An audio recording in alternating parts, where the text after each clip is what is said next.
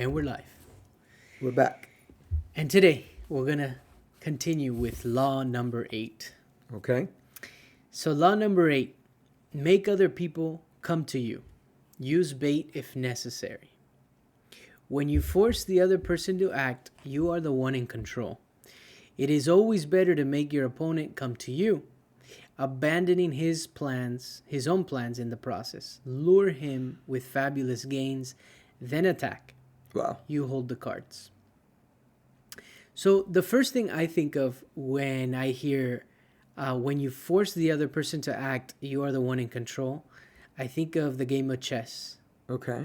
Or I think of an MMA or a boxing match. So I was listening to Jorge Masvidal on the Rogan podcast, Okay. and he has the fastest knockout in UFC history, which was again Ben against Ben Askren, Yeah. where he kneed him in the head Right. within seconds of starting the fight. And Jorge Masvidal was talking to Rogan. This is recently, and Rogan says, "Man, I saw you training for that move. You were prepping for that move. How did you know?" And Jorge Masvidal said, "Well, I knew that if I made my opponent, which I had studied everything about him, he liked to take people down. He was a wrestler. If I put him in a position where he was uncomfortable, he would go to his nature. His nature is to take you down. So he did kind of like a sidestep of some sort and then approached him very quickly, and the opponent did what was in his nature, which was to try and take him down, and he saw that, and he put him a knee in his head, and he knocked him out." Wow. And so Jorge Masvidal, he says, when you force the other person to act, you're the one in control. He was ready for that move. He had been prepping it. He knew that the guy was going to, whether it was in the first round, the second round, the third round, he was going to try to take him down. And all he had to do was make the other person come to him, and he baited him by kind of doing a sidestep. Wow. And he took him out. And it's the fastest knockout in UFC history. I know that. What's his name? The Irish guy, McGregor? McGregor, also knocked down the Brazilian guy, Aldo? really, really fast. Yeah. But Masvidal is still faster. yeah, Jorge Masvidal. Sure. I think it's 5 seconds. 5 seconds. And Wow. and in chess, like I think we play chess. We haven't played in a while. Uh-huh. But when you're pressuring me, my plans of whether I wanted to attack you from this angle or whatever, my plans are put on pause to address the attack. Even if you're just taking out a pawn, or unless I understand, I'll let that pawn go, or I'll let you make that move and I'll still go with mine. But now my attention's diverted because you're in a way baiting me, or you're pressuring me, and I have to respond to you. So Robert Greene's 48 Laws of Power here is about gaining power. And I see how, and then we can take it into business and the workplace and how it relates. And I'd like to hear your take, but I can see how when you pressure somebody, you're in the power position to a certain degree, because now they have to respond to you. Very interesting. Very interesting. Yeah. Oh yeah. Yeah. In business, I can see how at the corporate level, okay, there are different players that they just want to get to the top, and so they will bait you, to come out of hiding. And by saying come out of hiding is they want to know where you stand. If they have an idea that may be a little bit controversial, they want to know if you're with them or without them. You're part of the clan or you're actually the enemy. And so it definitely happens in the corporate world, and it happens in Hollywood. Robert Greene says it happens in Hollywood. Yeah. Some people's career, there's one example where he gives, and it may not be law number 8, but he says, it was another law where, you have someone take the blame, A scapegoat. a scapegoat. Yeah. But he said that unfortunately that particular person, that person was baited into this. They offer this bait, just like fishing, right? It's incredible, but they destroyed the career of that young man. That young man never had a shot again because his reputation preceded him.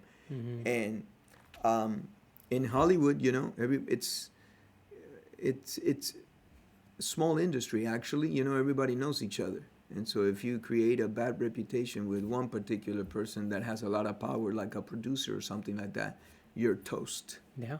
You just won't get a chance. One of the guys, I don't remember this guy's name, but he played Hercules in a series. I forget his name, but I think he got blackballed out of Hollywood. And he, right after that series, he said something, and you got to be very careful, because when you say it, when you say your point of view and where you when you take a stand, okay, potentially 50 to 40% of the people are with you, and then 50 to 40% potentially are not. Mm-hmm. In the worst case, it's a 60-40 split. But, you're taking a stand, so they know you're vulnerable to a certain extent. They know what your position is. Right. Yeah, and when you force the other person to act, you're the one in control. I think of also, like, if you get asked a question, whether it's in a corporate setting or something, you don't have to answer either. So one way of maybe combating this in a power struggle, let's say, is, someone in corporate asks you a question that you don't feel comfortable. Or I've even seen interviews where the person in control is asking the question. I think I saw it recently. With Robert Kiyosaki. He was being interviewed by DJ Vlad. And I'll link it in the description. There's a moment where DJ Vlad asks him a question on a topic that he was not comfortable on. And I think it had to do with a bankruptcy that he had early on in his career. Oh, and he said, talk to my lawyers. Yeah. But he said a very strong adjective, bad word in front of it. Right. But he said, but I think it's because he got pushed a little bit. First he said, I don't feel comfortable talking about that. But then DJ Vlad, who's a good interviewer, tried to bring it up again in a different way. And, he kind of let him have it. But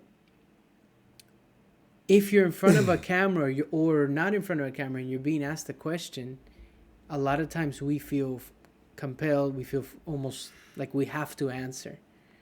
But it is a power move to say, you know what, I don't feel comfortable. These people that have gone through quite a bit and so forth, they'll have no problem telling you, stopping you. They'll stump you real quick and hang you out to dry. Yeah. And they don't care what they do to your show, your following, whatever, your subscriber. They'll stand on their own ground. Yeah.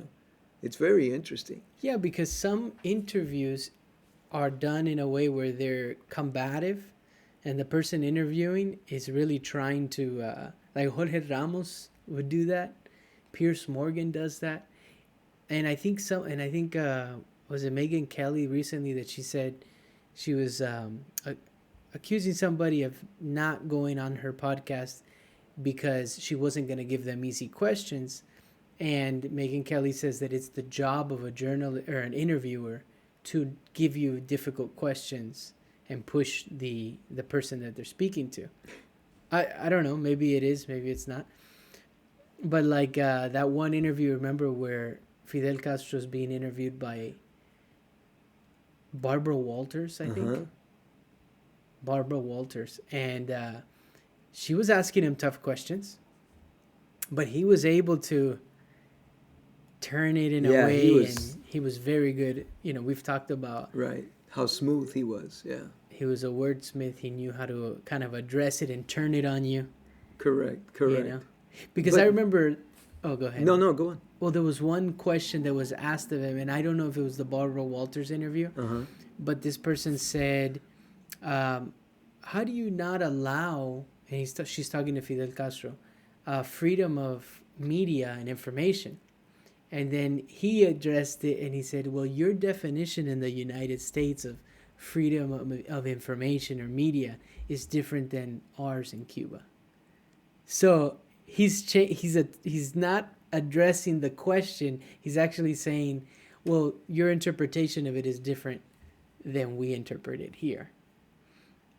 It was interesting, you know? Yeah. Well, he changes the playing field. Yeah. Because when you ask a question like that, most of the people would think, okay, this is what freedom of speech looks like. Right. But then he's saying, well, for us, freedom of speech is It different. has a different definition. Yeah. So he just swapped everything on you. And yeah, they're interesting. You know, law number 8, let them come to you, right? Mm-hmm. Yeah. Even if you have to bait them. Because what he's saying is when they come to you, okay, they're going to lose track of their original plan, which was whatever it was they had in place to, let's say, destroy you. Yeah. Okay? And so by you forcing them to come at you, you're making them take several steps that they hadn't accounted for. Mm-hmm. And so they if they're really, really good, they'll accommodate for that. But yeah, so it's very interesting. It reminds me, it's somewhat similar where I remember reading that Hitler was extremely frustrated with the president of Spain, which at that time was Francisco Franco, because Hitler did everything within his power to get Francisco Franco to become an ally with him.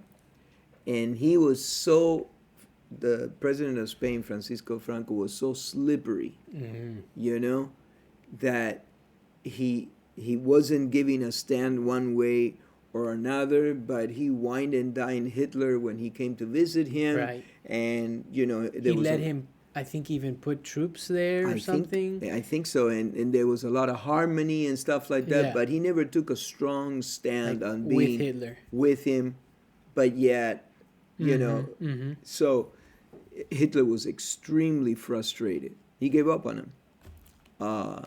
And so, you know, with this law number 8, Yeah. it's, you know, it reminds me of that because Hitler was trying to pull him in, was trying to bait him with all kinds of stuff. And yet Francisco Franco was, you know, taking it easy, not committing, definitely never committed to the war. Yeah. I think if I'm correct, and I think I am, you folks that are history buffs on World War II, but I think that he remained neutral throughout the entire ordeal. Interesting. Yeah. He couldn't get him to commit, and he tried everything he could. He wanted that end, you know, because Spain is, you know, a very strategic ports and so forth. Yeah. And so he wanted that, but very interesting. Yeah. Yeah, but yeah, see, Robert Greene, he's just on another level. Yeah, it's you know, he's saying lure them in with fabulous gains, so it's almost to distract them, right? They're so set on the, let's say, the distractions. It's a trap, and then It's a trap. and then you attack. Yeah. You hold the cards, you know. Like I'm thinking when he says that, you know, in the game of poker, you know, hold them, or you could be bluffing, or any game of poker you could be bluffing, and you know, you're maybe trying to, let's say that you have the best hand, but you're trying to maybe lure in the other players, and when somebody makes a big bet before you, if you're in a position to pull them in, and you know, now they're pot committed, or now they feel, oh, I just made a big bet, you called me, or I have to bet again, right? It's that game.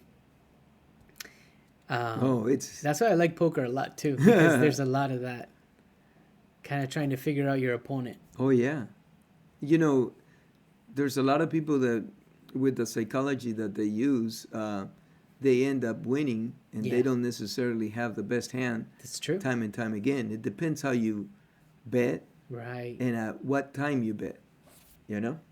Very Yeah. interesting stuff. And life is quite similar to it, you know? Yeah. I'm trying to think if in a business setting, how I've seen this take place, where you make other people come to you and use bait. Trying to think, forcing other people to act, you're the one in control. It's always better to make them come to you. They abandon their own plans in the process. Have you seen it take place in an actual corporate or a business setting? In corporate, Trying to think there's a of couple of instances that I remember where people that were trying to make a power move, for example, they were getting ready to get a promotion, and they did one or two things prior to, okay, and then this particular person got a promotion over another person that should have gotten it, and the idea, and so thereby the phrase, "Oh, he got passed up for a promotion." right. When you hear that, somebody made a power play, somebody made a power move, Right. Because the because person they, who deserved it the didn't get person it. that deserved it didn't get it, Mm-hmm. okay, and they were passed up. And I can think of one particular person in my career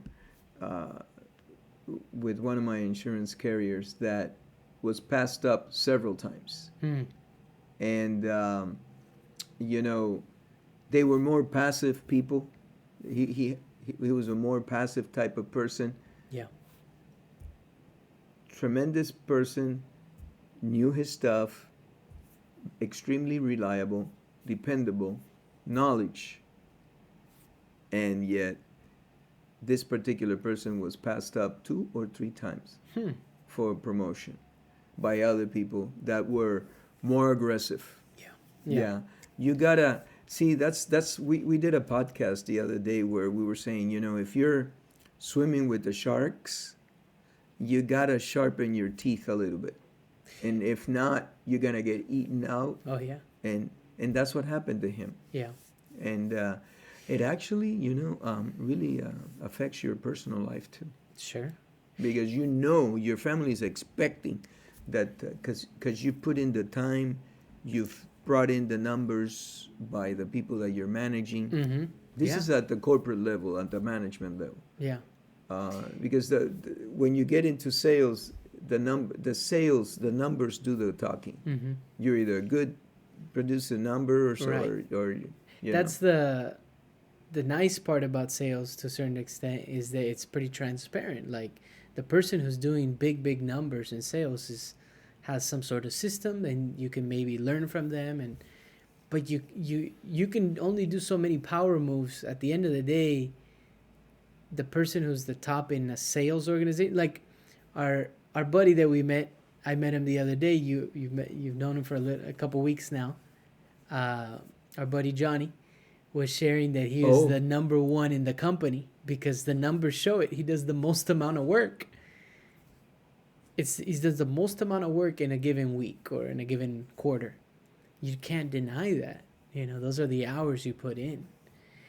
So someone like that deserves to move up, right? You would say. I would think so. Because it's not just your knowledge on what you're doing. It's also your knowledge on how to deal with people. Yes. Now take him for example. I initially thought that his services were going to cost like around $85. Okay? I ended up paying almost 10 times that. Okay? Right. Now, granted, I needed the extra push or whatever he was doing, but it was also the way he delivered the punch. Absolutely. You know? I mean, he resolved my problem. And so, in me, the only difference was that he had to explain to me to a level that I could understand what was happening. Right. I needed to understand. That's the other problem with me. I want to understand. Well, why I'm going to pay 10 times more. Sure.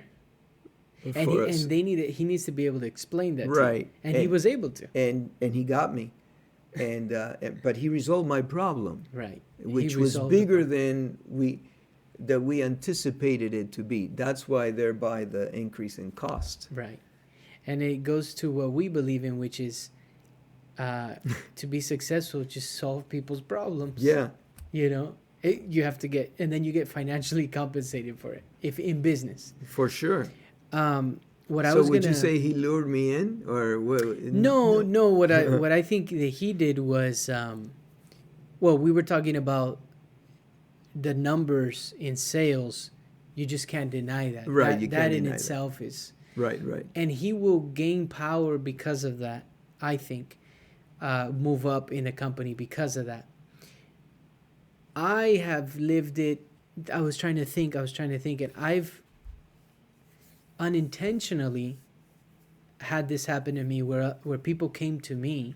I don't remember thinking of it like a power move. This was even maybe when I first was introduced to the 48 Laws of Power by Robert Greene. Mm-hmm. But I remember just specializing in my craft and trying to do the best, and I began to do well in the financial industry. And then I got a call from a very, very successful agent. He called me. Uh-huh. So, all I had been focusing on at the time was doing a good job with the people that I was working with, but as best as I could. And the word actually got out. So that agent did the same thing you did? No, this agent called me to give me an opportunity. This was a very, very successful agent. Oh, And he said, would you like to work with one of my locations? oh, I see, Yeah, I see. yeah, we were able to partner. But I didn't go and seek him. It was a situation where he called me Okay. because he had heard that maybe I was, doing a good job or whatever the case, and he had an opening because something happened where one of the financial specialists at the time wasn't able to go to that location or whatever. So he called me. And you It got a wa- shot at it. and I got a shot at it. And that turned into a lot of opportunity. We See, both made a lot of money together. Yeah, well, that happens everywhere. It sounds like the quarterback that gets hurt and has to step out of the field for an ankle injury or something, and Yeah. then the guy that's sitting at the bench, hey, get in there and just do the best you can. And then, But the guy at the bench has been practicing day in, day out, extra hours. He's ready for it. and he gets in there and excels. Yeah. And now Yeah. the main quarterback has a problem. Sure. You either bring up your play or, now you got a problem because the other guy excelled And when that you guy were might hurt. be hungrier, right? Correct. If that's a word.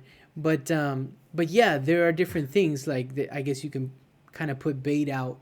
You can, let's say in my situation at that time, I would have been able to say, "Hey, I'm looking for more people to work with," or whatever Yeah. the case. But it was interesting. But like you're saying, Robert Greene, the way he puts these laws together, some of them are like when we first read it and we're saying, hey, we're gonna do law number 8 because we've done law 1 through 7 so far, and we saw make other people come to you, use bait if necessary. It's kind of like that's very manipulative. Well, it is, but he's talking about very clear cutthroat industries like Hollywood. Or history. He goes back to the kings and the courts and Well, yeah, I think he was making a reference to Alexander the Great, where Alexander the Great always liked to be on high ground. By the way, Napoleon too. And Napoleon would come and look at the landscape, and if he was there first, he picked the best spot, which is high ground, and he would let the troops come to him, and he'd take him out. And it was a total different warfare. Remember that during those times, you marched into battle, and you kept shooting at each other or whatever. Yeah. And that's very interesting. You're walking into bullets or the little, but that's the way it was, And well, then, not bullets back then. not bullets, but what do you call it? Little Arrow. balls, But Yeah, Napoleon. Oh, was, Napoleon. yeah, Napoleon. Oh, Alexander. And the Great. but it's interesting, because the more you think about it, you can see how someone can potentially, definitely use it Yeah.